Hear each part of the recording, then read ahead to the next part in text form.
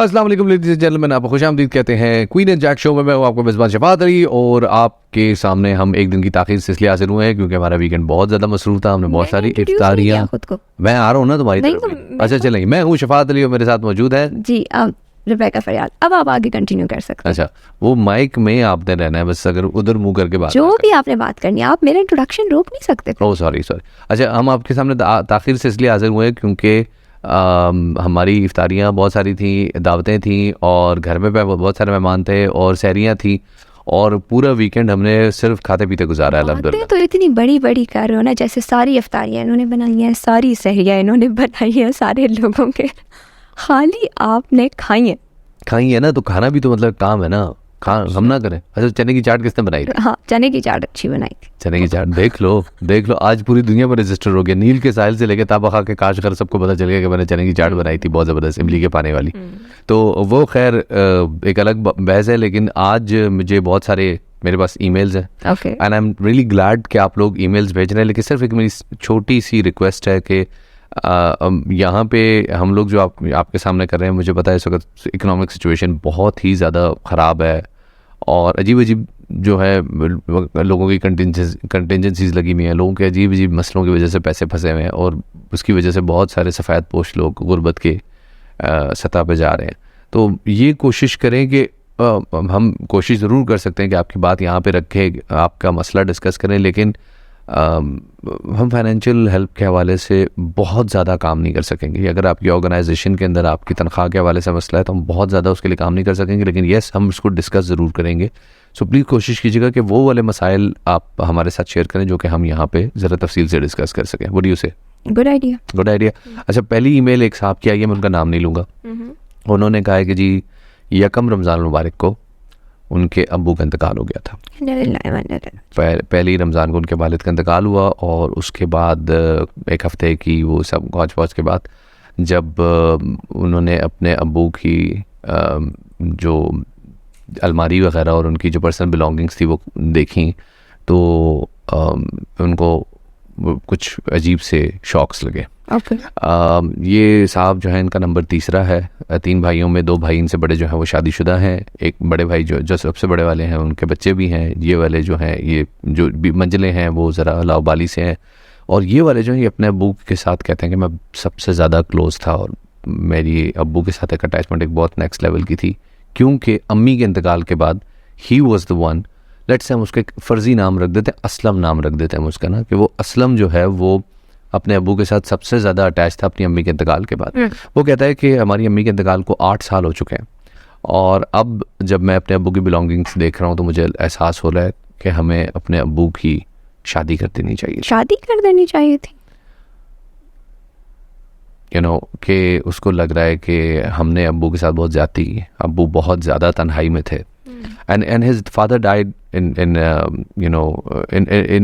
age which is not considered to be that old. He was 65. तो वो उनका ये कहना है कि मुझे बड़ा गिल्ट फीलिंग है कि हम अपने पेरेंट्स की ज़िंदगियों में जब वो बूढ़े हो जाते हैं तो हमारी मुदाखलत इतनी ज़्यादा क्यों बढ़ जाती है और सारी दुनिया में ये टैबू नहीं है, हमारी सोसाइटी में क्यों टैबू है, और इसके ऊपर आप लोग भी कुछ डिस्कशन करें ताकि हम इस डिस्कशन को आगे लेकर चल सकें और लोगों में सवाल से अवेयरनेस क्रिएट कर सकें। ये तो चलो वो उनके अब्बू थे, ठीक है ना, जिनका उनको ये रियलाइज़ हुआ और उन्होंने फील किया। हमारे माशरे में कितनी ऐसी ख़वातीन होती हैं जो बहुत यंग विडो हो जाती हैं और यहाँ पे कोई कॉन्सेप्ट इतना ओपन नहीं है कि उनकी दोबारा शादी को कंसिडर भी किया जाए, या फिर वो खुद भी नहीं करना चाहती होती हैं जब उनके बच्चे होते हैं, स्पेशली मतलब एक ऐसी एज में कि वो बड़े हो जाते हैं, उनकी शादी की उम्र हो जाती है बच्चों की। तो मदर अगर जवान भी हो तो वो कभी भी नहीं दोबारा शादी को, इवन वो ऑफ़र एक्सेप्ट करना भी बुरा समझती है अगर उसे कोई ऑफ़र दे भी। Personal choice is different thing. यहाँ पे जो इशू है ना वो ये है कि वालिद चाहते थे, अब मतलब जो उसने बिलोंगिंग्स देखी हैं जिस तरह से वो कह रहा है तो उसको लगता है कि यार मतलब ये तो बहुत ही ज़्यादा लोनलीनेस में थे और he needed a companion to share his emotions and to share his feelings during all that. और मेरे ख्याल में ये चीज़ इसलिए मैं समझ सकता हूँ क्योंकि हमारी सोसाइटी में जो बुज़ुर्ग होते हैं, ख़ास तौर पे जो मर्द विडोर्स होते हैं, उनकी शादी का तस्वर यही होता है कि बच्चों की कॉल होती है, बड़ों की कॉल नहीं होती, बुजुर्ग खुद नहीं कह सकता, उनके बच्चे करवाते हैं जी, हम अपने अब्बू के लिए शादी ढूंढ रहे हैं कोई। मेरे ख्याल में जिस तरह आप नीड की बात करो ना, उनकी बिलोंगिंग्स में कुछ ऐसी चीज़ें होंगी जो ऑब्वियसली उनकी नीड को शो कर रही होंगी, तो that goes for both gender. मतलब आप ये नहीं कह सकते कि फीमेल या मेल में अर्ज डिफरेंट होती है। मैं ये तो बहस ही नहीं कर रहा ना कि फीमेल और मेल में अर्ज डिफरेंट होती है, ये बहस है भी नहीं। बहस ये है कि यार हम अपने पेरेंट्स को when they grow old, specially किसी एक पेरेंट में से किसी एक का इंतकाल हो जाए तो हम दूसरे को देवता बना देते हैं, एंड देन वी कंसिडर कि नहीं इसकी कोई इमोशनल नीड्स नहीं हो सकती, और फिर हम उनको इतना ज़्यादा वो करना शुरू करते हैं। एज ए सोसाइटी एक्सेप्ट नहीं कर सकते ना। मतलब जब एक बार हमारी, लेट्स इमेजिन कि किसी की मदर की डेथ हो जाती है, तो अब उनकी जगह किसी और को लाके माँ बना देना, माँ ना बनाना, माँ की जगह पे लाके बिठा देना, एक बड़े बच्चों के लिए एक बहुत अजीब से सिनेरियो होता है। मतलब वो एक्सेप्ट नहीं करते कि अच्छा अब इस एज में हम किसी अपने अब्बू की शादी प्रिसाइसली यही मसला है कि लोग इस बात को बहुत बड़ा टैबू समझते हैं कि यार अब आपकी अल्लाह अल्लाह करने की उम्र है, खुदा का खौफ करना, इस उम्र में हम आपकी शादी कराते अच्छे लगेंगे, लोग हमें क्या बातें सुनाएंगे। ये बहुत बड़ा मसला है, और बहुत सारे ऐसे लोग हैं जो कि मतलब हम अपनी विसिनिटी में तो कम से कम जान ही सकते हैं कि वो अपनी औलाद के प्रेशर की वजह से नहीं, ये बात करते भी नहीं, वो ये बात सोचते भी नहीं है, और अगर उनकी कोई इस हवाले से भी कोई जज्बात होते हैं या कोई नीड्स होती हैं तो वो उसको सप्रेस करते हैं।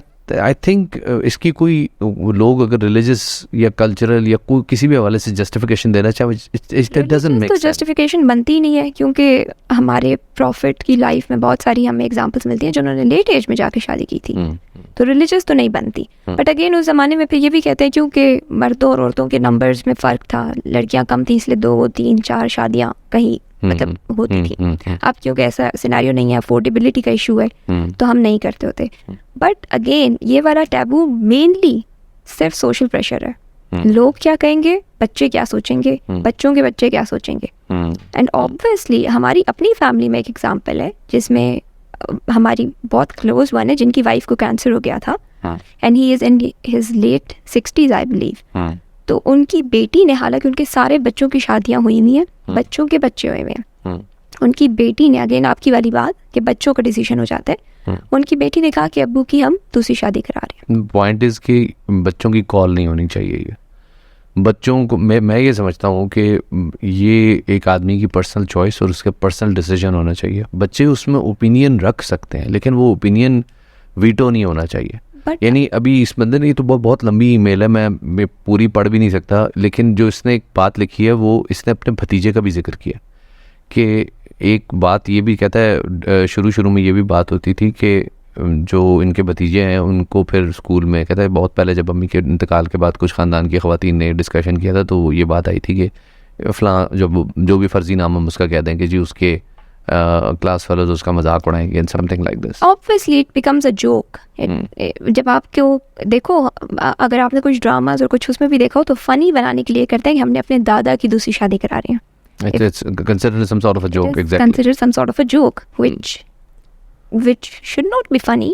मतलब ठीक है, सही, अगर उनको वो चाहते हैं तो इसमें कुछ बुरी बात नहीं है, हो सकती है शादी। बट अगेन आई एग्री, बच्चों का डिसीजन नहीं है। और अगर पेरेंट, वो कोई भी एक सिंगल जो भी पेरेंट रह गया वो करना चाहता है तो मुझे पहले इस बात का जवाब दो। व्हाट डू यू थिंक कि बच्चे क्यों स्टेक होल्डर बन जाते हैं अपने माँ बाप की लाइफ? यार मेरे ख्याल में बच्चे स्टेक होल्डर इसलिए बन जाते हैं कि अगेन उनको लगता है कि वो न्यूज़ जब सोसाइटी में स्प्रेड होगी तो उनका जो मजाक उड़ाया जाएगा या वो जो सोसाइटी प्रेशर होगा वो कंटेन नहीं कर सकेंगे। अगेन जितने भी टैबूज हुए हैं वो इसी वजह से हैं क्योंकि वो सोसाइटी प्रेशर नहीं कंटेन हो सकता, उस पर बात नहीं की जा सकती, उसके ऊपर आप जवाब नहीं दे सकते। यानी बच्चे ऐसी सिचुएशन में अपनी सोसाइटी के प्रेशर को अपने माँ बाप पे फौकियत दे देते हैं। Is that right? It is right, I believe. जहाँ पर भी हाँ ऐसा ही है, क्योंकि देखो और कोई रीज़न समझ में नहीं आता ना। एग्रीड। मैं इनफैक्ट अपने एक दोस्त से बात कर रहा था, उन्होंने भी ये कहा कि यार मेरी वालदा का इंतकाल जो है वो जब ईमेल आया तो मैंने उनसे आपसे रब्ता किया। मैंने कहा यार आपको ये सिचुएशन समझ में आ सकती है because your father was alone through out his life. तो उसने कहा कि यार मुझे तो अब आके एहसास होता है, अब के बग इंतकाल को 8-10 साल हो चुके हैं। कहता है 22 साल मेरे अब्बा जो हैं वो अम्मी के बगैर रहे हैं, 22 साल। कहता है मेरी अम्मी का इंतकाल अर्ली 90s में हो गया था और मैं आज सोचता हूँ कि मेरे अब्बू का अकेलापन कितना शदीद था यार। एक और रीज़न भी होता है ना, मतलब इसको एज ए बिट्रे भी कंसिडर किया जाता है, बेवफाई। ठीक है ना, देखो मतलब 22 ईयर्स का अगर किसी का रिलेशनशिप रहा है, शादी 20-30 ईयर्स तो कम से कम रहती है ना शादियाँ, तो 30 ईयर्स बाद अगर किसी एक पार्टनर की डेथ हो जाती है और 30 ईयर्स के रिलेशनशिप के बाद आप किसी और से शादी कर लेते हो, तो थोड़ी सा तो दिल में आता है ना कि मतलब कैसे यार, हाउ कैन यू एक्सेप्ट कि आप किसी और को एकदम से वो पोजीशन दे दो। ये जो भी आई है इंडिया की थाई मसाज नेटफ्लिक्स पे, हैव यू सीन दैट? तो वो this is about the same thing right, और मेरे ख्याल में वो इस सिचुएशन में तो बहुत ज़्यादा रिलेटेबल भी है। हाँ, उस मूवी में तो खैर कुछ डिफरेंट ही टॉपिक था, बट अगेन देखो उस मूवी में भी उन्होंने जो बात की है वो बड़ी मज़े की बात थी। एंड जो था वो बहुत अच्छा था, if you remember the movie, तो उसमें वो सारा कुछ हुआ बट बिट्रेल, लॉयलनेस की वजह से ही कन्फाइंड और उसने दोबारा से वापस आ गया। जो जिनको मूवी पता है they will understand what I am talking about. Anyway guys, ये तो हम बड़ा मोहतात होकर बात करेंगे क्योंकि लेकिन सब्जेक्ट ऐसा जिस पर ज़रा खुल के बात होनी चाहिए, तो इस पर मैं इंशाल्लाह ज़रूर भी रखूँगा। And sir, condolences for the demise of your father, इन्ना लिल्लाहि व इन्ना इलैहि राजिऊन। लेकिन आपने एक बहुत दुखती रग छेड़ी है बहुत सारे हमारे लोगों की, और आई होप कि लोग इस हवाले से खुद भी बात करें। आपके पास क्या है? वेल, मेरे पास एक न्यूज़ तो खैर वो बहुत पुरानी हो गई है, लेकिन बहुत ज़्यादा सोशल मीडिया पे देखा गया और बहुत ज़्यादा उसका मतलब बात हुई NMACC इवेंट के ऊपर, which is any idea? No idea. Okay, so it is Nita Mukesh Ambani cultural centre. Wow. ठीक है, एक बहुत बड़ा कल्चरल सेंटर जो अंबानी फैमिली है उनकी वाइफ ने स्टार्ट किया है, और उस जो उन्होंने सेंटर बनाया है मुंबई में बनाया है, which is city of dreams, ये कंसिडर करके कि अब हमारा जो इंडियन कल्चर है या आर्ट है, ये सारी चीज़ें उसको एक प्रॉपर एक जगह मिल जाए और हम उसको वर्ल्ड वाइड और ज़्यादा प्रमोट कर सकें, न्यू वेंचर स्टार्ट कर सकें, नए लोग आ सकें, उनको इंस्पायर कर सकें। बट वो जो इनॉग्रेशन थी उस सेंटर की, उससे ज़्यादा उस सेंटर की हाईलाइट हुई वो सारे सेलिब्रिटीज़ और जो उन्होंने आउटफिट्स पहने हुए थे, मार्वलस, एस्टॉनिशिंग। हर बंदी, हर मतलब कौन नहीं आया हुआ था, Priyanka, Nick Jonas, Shahrukh Khan, Salman Khan, Hrithik, you name it they have it, yeah. Okay. And not only Indian, बहुत सारे हमारे इंटरनेशनल सेलिब्रिटी।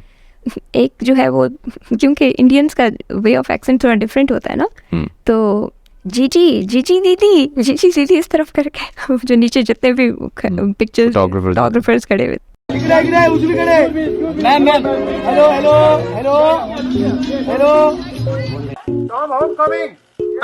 मतलब वाओ बहुत सारे।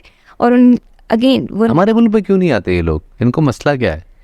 which मैं अभी हम इनको यहाँ पे इतना अच्छा प्रोटोकॉल देंगे, 6 फौजी गाड़ियाँ आगे, 6 पुलिस गाड़ियाँ पीछे, चिड़ी थापा करते पूरे कराची में घूमेंगे ये लोग, टेंशन ही कोई नहीं होगी। हमारे यहाँ भी आओ ना यार। जी तुमसे कह रहा हूँ, नहीं सुन रही मेरी बात? जी दीदी आपसे कह रहा हूँ, जी दीदी छोड़ दे। मतलब जैन मलिक ने अगर आपको मतलब साइड पे कर दिया तो हमारा थोड़ी कोई कसूर है यार। आ जाए आप यहाँ पे हमारे मुल्क में भी आके देखें, यहाँ पे चंकी मंकी इतना अच्छा खुला है, सी व्यू पे 2 दरिया पे आपको लेके चलेंगे, समंदर की लहरों पे आप खाना खाएंगे, इतना बेहतर नहीं आती ना, क्योंकि वो कह रही है कि हमारे स्टाइल वैसे हम कैरी नहीं कर सकेंगे यहाँ पे। कर ले कैरी, सब करो, सब चलता है, कराची है भाई, सब चलता है यहाँ। या फिर हो सकता है यहाँ पे भी वो जो वरुण धवन टाइप का कोई कैरेक्टर है वो आ जाएगा और हमारी जीजी दीदी को जो है वो ज़बरदस्ती पपियाँ करेगा, फिर लोग बातें करेंगे।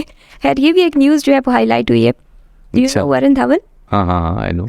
तो एक परफॉर्मेंस थी, उस परफॉर्मेंस पे उसने जो है वो स्टेज परफॉर्मेंस परफॉर्म कर रहा था हमारी जीजी दीदी के साथ, और उसके एंड में उनको उतारते हुए उसने उसको किस किया और उसके बाद उनको उतार दिया, जिस पे लड़ाइयाँ और बहुत ट्विटर पे हंगामे शुरू हो गए कि कंसेंट के बगैर था। ठीक है, तो वरुण बेटा, कंसेंट इज एवरीथिंग, याद रखो। सारे फिल्मों में हमें भाषण देते हो, आज हम तुम्हें भाषण दे रहे हैं, कोचू। तो उन्होंने जो रिटर्न में ट्वीट की, दैट वाज वेरी इंटरेस्टिंग। क्या बोल रहे? वो कहते हैं कि सुबह में उठा, I guess today you woke up and decided to be woke. Wow. ठीक है। So let me burst your bubble and tell you it was planned for her to be on stage, so find a new Twitter cause to vent about rather than to going out and doing something about things. Good morning. ठीक है, और फिर जो हमारी जीजी दीदी है उन्होंने भी और अब वही परफॉर्मेंस शेयर की और कहा कि मेरी जो इंडियन बॉलीवुड, ये सब उसी वो मुकेश अंबानी वाले उसमें, अच्छा उसी में हुआ, उसी में हुआ, ठीक है। तो उन्होंने कहा कि मेरी तो बॉलीवुड ड्रीम्स जो है वो पूरी की हैं आपने, वरुण साहब। तो मतलब उन्होंने ये शो किया कि she doesn't have a problem, तो आप सबको क्यों मसला हो रहा है। लेकिन बात यहाँ पे ख़त्म नहीं हुई। बहुत सारे इंडियंस के जो बाकी लोग हैं उन्होंने कहा कि ये वरुण की कोई पैदाइशी मसला है, क्योंकि वो हर दूसरी बंदी को इसी तरह करता है। फिर बहुत सारी क्लिप्स हैं जिसमें कभी वो आलिया भट्ट को ज़बरदस्ती उठा रहा है, कभी उसके साथ चिपक रहा है, कभी किसी के साथ चिपक रहा है। तो ये बंदा कल को मुसलमान हो भी गया, इसने रोज़े नमाज हज ज़कात रोज़ा सब कर भी लिया, जन्नत में चला भी गया, उसको तो कोई चेंज फील ही नहीं होगा, कहेगा धरती पे भी यही कर रहा था मैं। एनीवे, नबील गबोल साहब खबरों में है। यस, आप बता रहे हो कि वो पुरानी है 2-3 पॉडकास्ट की वजह से, 2 पॉडकास्ट उनकी हमारे इंतहाई हर दिल अजीज़, दो चलो नाम नहीं लेते दोस्तों के, लोग खुद जानते हैं हम किन की बात कर रहे हैं। उनकी पॉडकास्ट पे he has been a little bit open, बहुत ही ज़्यादा open.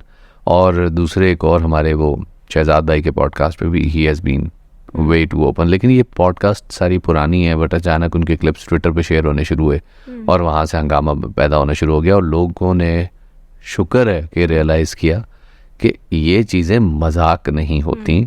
Rape jokes are not funny, this is not something funny and this is not something to laugh about. किसी भी, ये एक बहुत बड़ा क्राइम है, ये एक बहुत ही बड़ा जुर्म है, और ये किसी शख्स की ज़िंदगी को बर्बाद कर सकता है, कर देता है, कर सकता क्या, कर देता है। तो इसके अंदर किसी किस्म का कोई ये तस्वर नहीं है कि भाई आप एन्जॉयमेंट इसके अंदर एसोसिएट कर देंगे, इसके अंदर आप इनसेंसिटिविटी एसोसिएट कर दें। अच्छी बात है कि खुद पीपल्स पार्टी को ये रियलाइज़ हो गया है, क्योंकि पीपल्स पार्टी इस हवाले से सबसे ज़्यादा वोक समझी जाती है। उन्होंने जो बात की ना वो बात इंतहाई ऑफेंसिव थी। If rape is imminent enjoy it. मतलब वो कहना क्या चाह रहे हैं कि अगर आप नहीं रोक सकते हो, और अगर आपने उनकी क्लिप सुनी हो तो ये कह रहे हैं कि अगर रोक नहीं सकते, अगर रोकना है तो रोको ना, खड़े हो बोलो।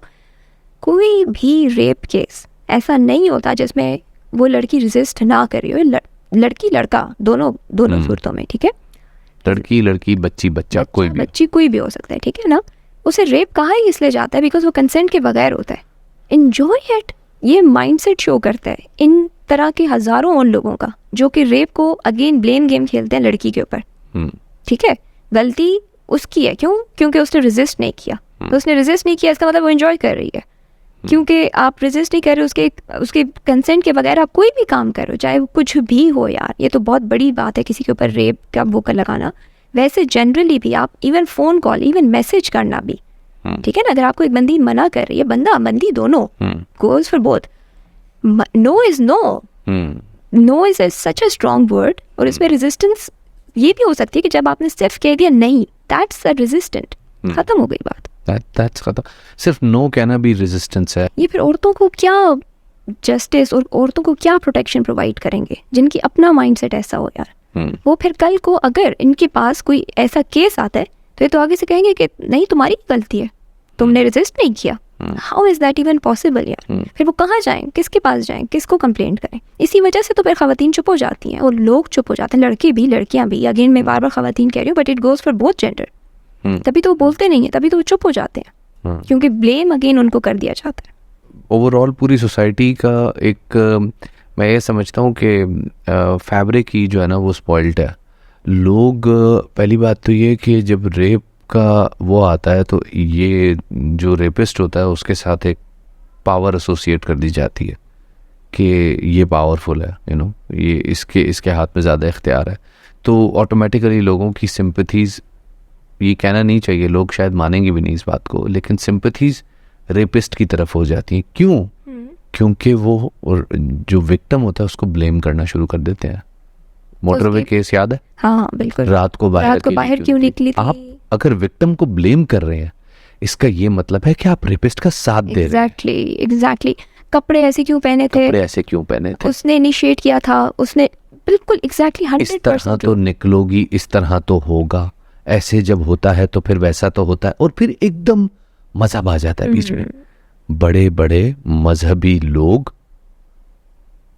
वीडियोस के साथ सबूत मौजूद हैं कि रेप्स में मुलव्विस है। Exactly. मजहब का कोई काम नहीं है, इस रेप को प्रमोट या रेप को रोकने से जो लोगों की अपीयरेंस है उसका कोई ताल्लुक नहीं है। रेप को प्रमोट ये नहीं कहा जा सकता कि मैन और नॉट रोबोट्स। मतलब इसमें फिर बच्चों को क्या कहोगे? माइनर किड्स होते हैं, माइनर किड्स को इवन अल्लाह माफ करे डेड बॉडीज होती हैं, डेड बॉडीज होती हैं, वो भी आपको can not blame anyone, it is just the culprit himself, सिर्फ उसी की बात होती है। तो इसमें एंजॉयमेंट कहीं पे भी नहीं आती। ये एक ऐसा क्राइम है जो कि ह्यूमैनिटी के खिलाफ है। तो इस क्राइम पे मैं तो कहता हूँ कि किसी मुल्क में अगर कैपिटल पनिशमेंट नहीं है ना तो उनको रिकंसिडर करना चाहिए, क्योंकि इस क्राइम के ऊपर कम से कम उस हद तक हमें हमारे कानून को जाना चाहिए कि जहाँ तक कानून जा सकता है, जहाँ तक लिमिटेशंस हो सकती हैं, because otherwise it's just useless. अगर आप देखो तो जो ह्यूमन राइट्स कमीशन है पाकिस्तान का, वो हमेशा रिपोर्ट करता है। 2021 में भी लास्ट में 5200 इंसिडेंट्स रिपोर्ट किए हैं इस सारे रेप केसेस में, जिसमें कंट्री वाइज शॉकिंग न्यूज़ मिली है। अगेन वो सारी अलार्मिंग न्यूज़ जो मतलब ये सारे बताते हैं 3% आपके मुल्क में ईयरली रेप के केसेस हो रहे हैं, किसी भी तरह ग्रोथ रेट हो रही है। और अगेन वही बात है ना कि हम चूँकि इस सारी बहस को इनसेंसिटाइज कर देते हैं, हम इस सारी बहस के अंदर मजाक ले आते हैं, इसमें ह्यूमर ले आते हैं। इसमें सबसे बड़ी बात जो है ना माइंडसेट है, डर्टी माइंड है सबके, और वो डर्टी माइंड गेम खेल रहे होते हैं। That's it. Anyway, ये डिस्कशन बहुत इंटेंस है मेरे ख्याल में, but anyway sir thank you so much सब लोगों का हमारा आज का पॉडकास्ट सुनने के लिए। अपना फीडबैक जरूर दीजिएगा, अपना ईमेल जरूर इंक्लूड कीजिएगा, एंड इंशाल्लाह विल स्टे इन टच। कोशिश करें जल्दी जल्दी आएँ, कोशिश करें जल्दी जल्दी आएँ, और आप हम दोनों की तरफ से इजाज़त। अल्लाह हाफ़िज़। Bye bye.